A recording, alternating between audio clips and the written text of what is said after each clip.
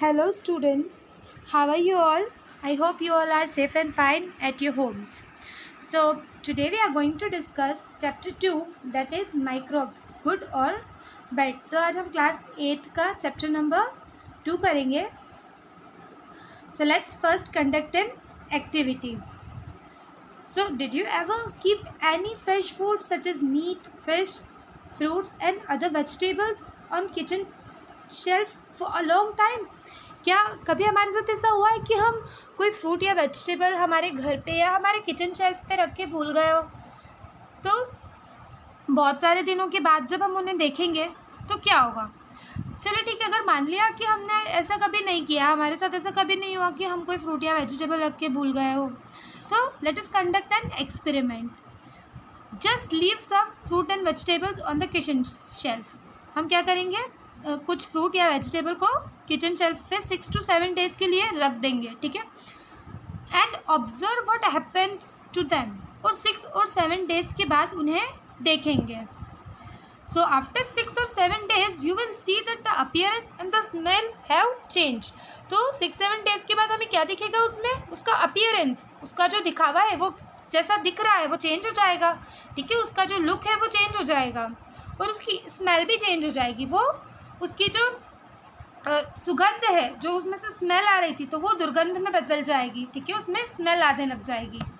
Some of them would be covered with a whitish substance. और उनमें से कुछ के ऊपर वाइटिश सब्सटेंस जम जाएगा और कुछ के ऊपर ऑरेंज जैसा कुछ पाउडर सब्सटेंस होगा और कहीं पे ग्रीन कुछ सब्सटेंस मिलेगा आपको, ठीक है. ब्रेड्स पे मोस्टली आपको दिखती है कि ब्रेड्स अगर बहुत दिन पुराने हो जाते तो उस पर ग्रीन लेयर आ जाती है. Also most of them would have foul smell. और उनकी स्मेल कैसी होगी, बहुत ख़राब होगी, गंदी स्मेल होगी उसकी. All these signs indicate that this foods are spoiled. तो इन सारे साइंस से हमें क्या पता चलता है कि फूड कैसा हो गया है, हमारा जो फूड था, जो फ्रूट्स और वेजिटेबल्स थे, वो कैसे हो गए, स्पॉइल हो गए, ख़राब हो गए हैं. Then food spoilage is caused by 2 main factors. Food spoil होता है किसकी वजह से, 2 मेन फैक्टर्स की वजह से. Natural decay and contamination by microbes. या तो वो नेचुरली ख़राब होने लगते हैं, सड़ने लगते हैं, या माइक्रोब्स के द्वारा वो कंटामिनेट हो जाते हैं, वो ख़राब हो जाते हैं. Do you know any microbe that contaminates food. क्या हमने ऐसे किसी माइक्रोब के बारे में सुना है जो फूड को कंटामिनेट करता है? आप में से बहुत लोग बोलोगे कि फंगस के बारे में आपने सुना है, तो yes, you are very correct in this. The main microbe और micro organism responsible for contamination of food are bacteria, moulds and yeast. तो बैक्टीरिया, मोल्ड्स और यीस्ट जो माइक्रो ऑर्गेनिज्म है, इनकी वजह से फूड क्या हो जाता है, कंटामिनेट हो जाता है, ख़राब हो जाता है.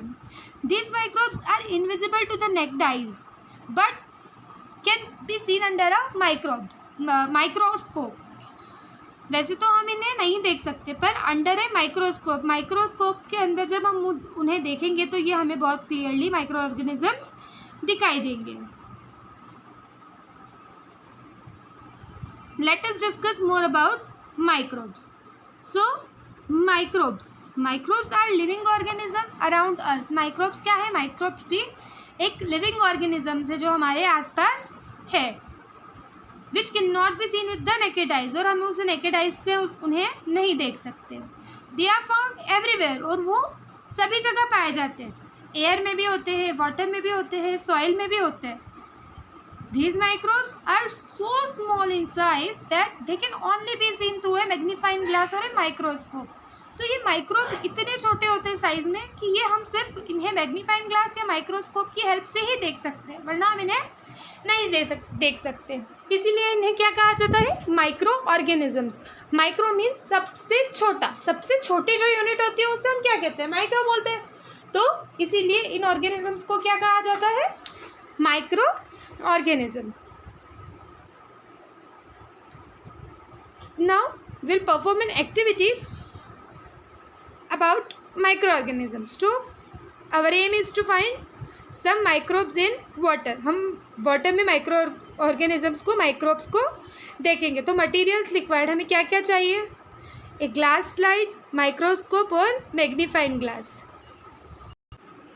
Now what we have to do is take few drops of water from any pool or pond. किसी भी pool और pond में से हम थोड़े droplets लेंगे water के. Spread the water on the glass slide. जो हमारे पास glass slide थी, जो हमारे पास पतला सा एक ग्लास था, ठीक है, जो माइक्रोस्कोप में हम रखते हैं. सो उस ग्लास स्लाइड पे हम वाटर को थोड़ा सा स्प्रेड करेंगे, डालेंगे और उसे माइक्रोस्कोप में ऑब्जर्व करेंगे. तो हम उसमें क्या ऑब्जर्व करते हैं? वेरी स्मॉल मूविंग ऑर्गेनिज्म, ठीक है, स्मॉल ऑर्गेनिजम्स जो कि मूव कर रहे हैं और वो जो बहुत ज़्यादा साइज में कैसे हैं, स्मॉल है, छोटे हैं. Most microbes are no more than few micrometers. और बहुत सारे माइक्रोब्स ऐसे होते हैं जो बहुत ज़्यादा माइक्रोमीटर्स, बहुत ज़्यादा छोटे माइक्रोमीटर्स में होते हैं in length and must be viewed with a microscope. और वो माइक्रोस्कोप में ही हम देख सकते हैं, उसे हम अपनी नेक्ड आइज से बिल्कुल भी नहीं देख सकते. नाउ क्लासिफिकेशंस ऑफ माइक्रोब्स को भी क्लासीफाई किया गया है. तो लेट्स सी कि उन्हें कैसे क्लासीफाई किया गया है, कैसे अलग किया गया है. Microbes are classified or grouped in various ways. The major group of microbes are bacteria, protozoa, some fungi and some algae. So, bacteria.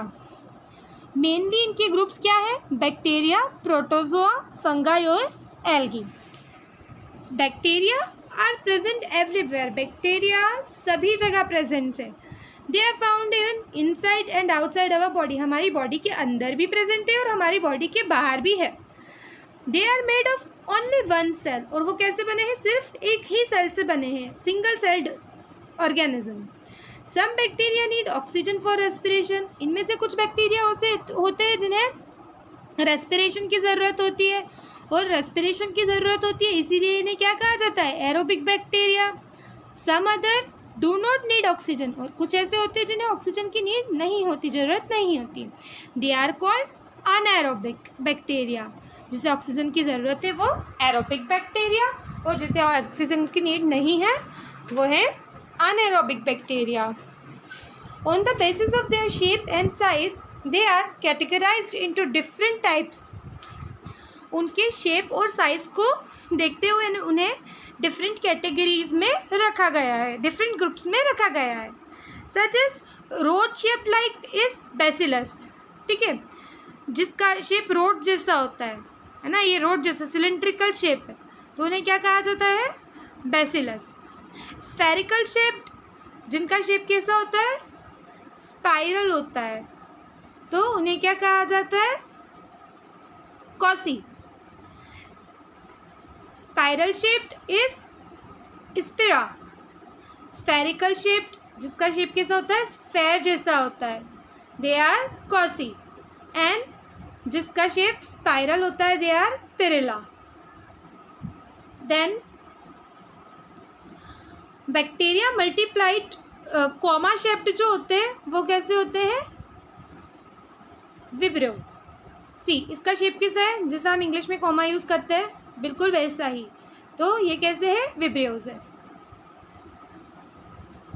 Bacteria multiplied rapidly bye the process of fission. Bacteria बिल्कुल fission की process से बहुत ज़्यादा जल्दी multiply होते हैं, बढ़ते हैं. जैसे कि हमने देखा था कि जो फूड खराब हुआ था उसमें जब बैक्टीरिया लगेगा तो वो मल्टीप्लाई होने लगेगा.